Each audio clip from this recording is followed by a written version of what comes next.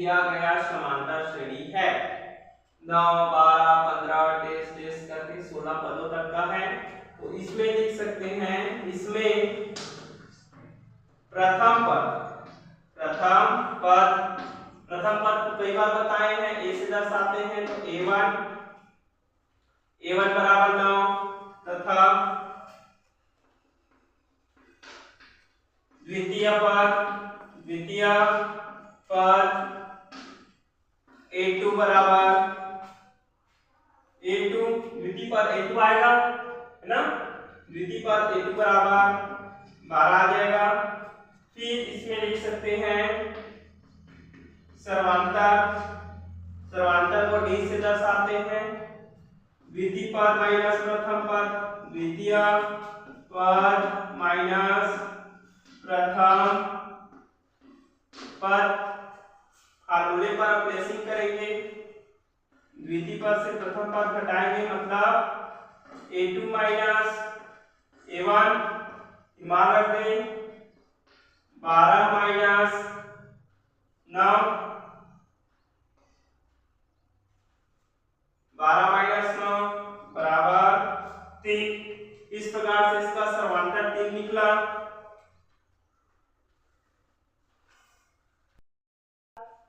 चूंकि प्रश्नानुसार पदों की संख्या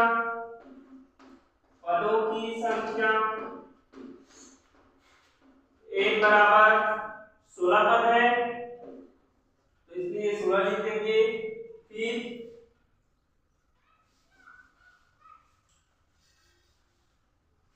इसे क्लियर कर रहे हैं।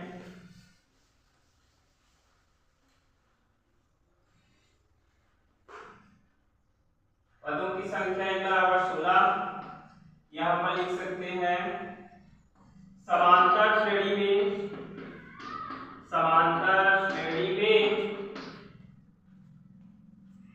योगफल ज्ञात करने का सूत्र है, ऐसे लिखना है।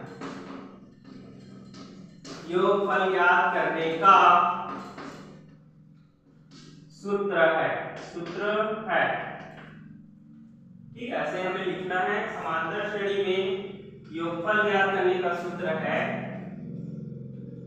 तो लिख सकते हैं समांतर श्रेणी का योगफल बराबर n/2 लिखेंगे, फार्मूला है। फिर बड़ा वाला ब्रैकेट, यहाँ पर 2 लिखना, a plus n minus 1 into d, ठीक है, ऐसे लिखना है a plus n minus 1 into d। ये d को लिखना है ऐसे, ठीक है। फिर इसी को हम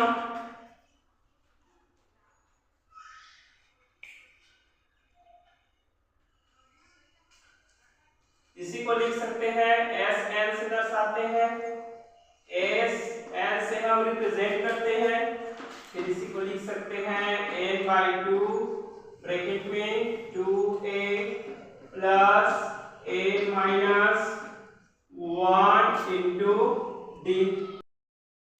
तो इसमें हम Sn लेंगे, Sn बराबर n/2 into 2a plus n minus 1 into d।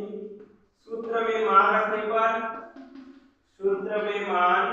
रखने पर जैसे ही हम सूत्र में मान रखेंगे, देख सकते हैं कि n जो पदों की संख्या था 16, इसमें यहाँ पर आप 16 लिख दीजिए। फिर n का मान जो है हम 16 लिखेंगे, बटे में 2, ये 2 लिख देंगे, प्रश्न के सूत्र से है। फिर गुणा करेंगे, 2 और 1 मध्य गुणा है। a जो प्रथम पद का मान हमारे पास था 9, ठीक है। फिर प्लस ये ब्रैकेट में n है ना, ब्रैकेट में n है, तो n जो है प्रश्नानुसार पदों की संख्या 16 है। n जहां n लिखे वहां 16 लिखना है, ठीक है। तो इसीलिए ये 16 आ जाएगा। सूत्र में -1 d का मान हमने निकाला था कुछ देर पहले, समांतर 3 निकला था। तो इस 3 को आप यहाँ पर लिख दीजिए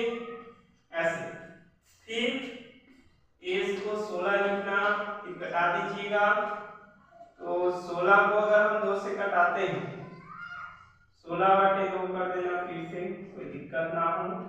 2 नियम होता है 18, फिर प्लस 16 में से कम कर दो भाई, 15 होगा। फिर ये 3 का 3 लिख दीजिए ऐसे। फिर S16 बराबर 2 एकम 2 और 2 अट्ठे होता है 16। तो इस प्रकार से हमारे पास ये 8 बचा, तो 8 लिख दीजिए। फिर ये 18 प्लस कर दीजिए 15 है ना, ब्रैकेट इस, चलो ठीक है ऐसे लिख दो। यहाँ तक आपको क्लियर हो गया होगा।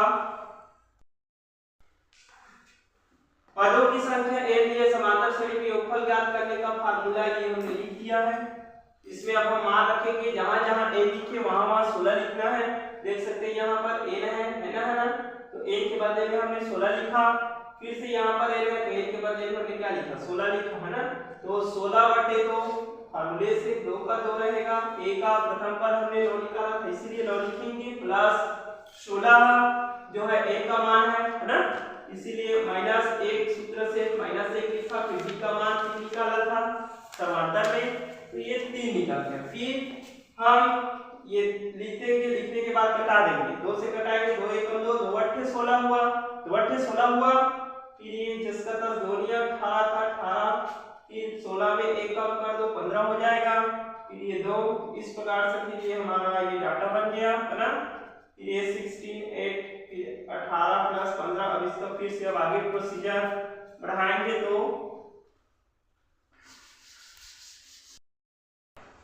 तब हम S16 यहां पर हम लिख सकते हैं ब्रैकेट हटाने पर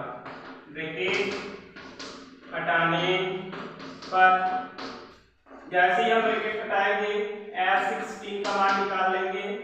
ये 8 का 8, ठीक है, अंदर के ब्रैकेट को हटाना है। 18 प्लस 15 ब्रैकेट मतलब होता है गुणा, ठीक है। तो ये हो जाएगा S16 16, फिर ये 8 का 8, ये 18 प्लस 15 दिया होता है 45। तो S16 बराबर होता है, 8 का 8 लिखना है, फिर 45 और 18 को जोड़ देना है, 45 और 18 को जोड़ देना है।